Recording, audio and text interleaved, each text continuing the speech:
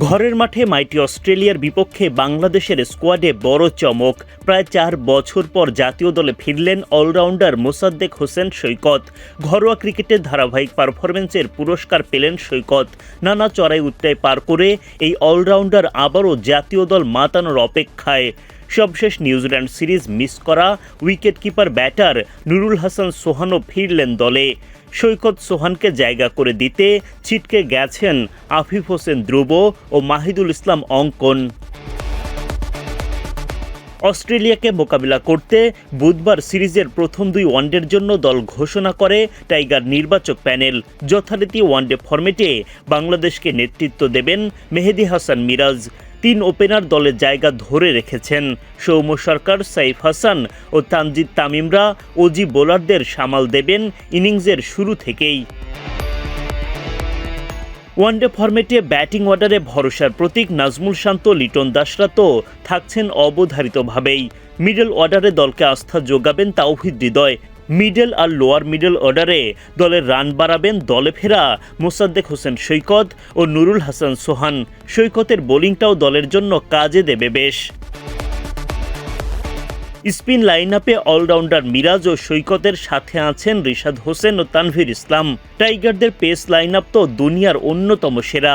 Cutter master Mustafizur Rahman, speed star Taskin আহমেদের সঙ্গে শরীফুল ইসলাম ও নাহিদ রানা বোলিংয়ে ঝড় তুলবেন।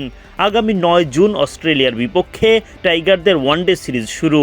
11 ও 14 জুন সিরিজের দ্বিতীয় ও তৃতীয় ওডিআইতে মুখোমুখি হবে 2 দল।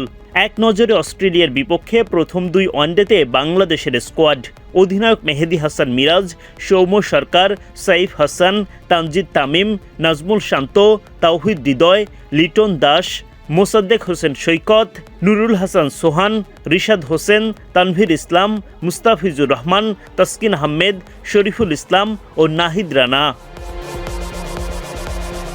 এদিকে প্রথম 2 ওয়ানডের জন্য ঘোষিত স্কোয়াড নিয়ে ব্যাখ্যা দিয়েছেন প্রধান নির্বাচক Habibul Bashar Sumon. Nurul Hasan Sohan in place of Mahidul Ankon এবং Mosaddek Hossain in place of Afif Hossain Dhruba. Afif Hossain Dhruba এবং মাহিদুল ইসলাম অঙ্কন আসলে অঙ্কনকে আমরা খুব বেশি সুযোগ দিতে পারিনি আনফর্চুনেটলি, এবং আফিফকেও ইনাফ সুযোগ দিয়েছি সেটাও আমি বলতে পারবো না। I think it is a little more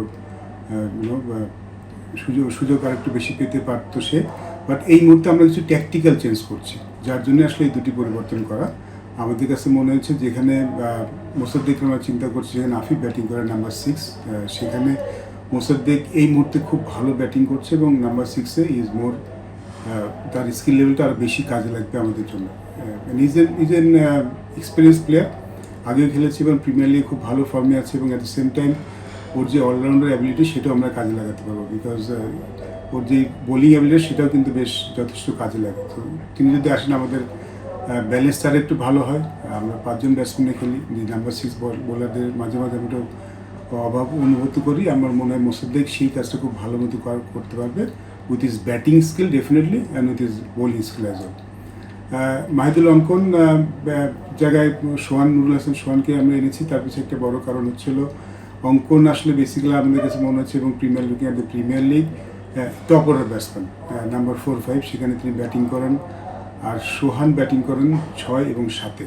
আমরা আসলে উইকেট কিপার ব্যাটসম্যান চিন্তা করছি, সে হয়তো 6 অথবা 7-এ ব্যাটিং করবে।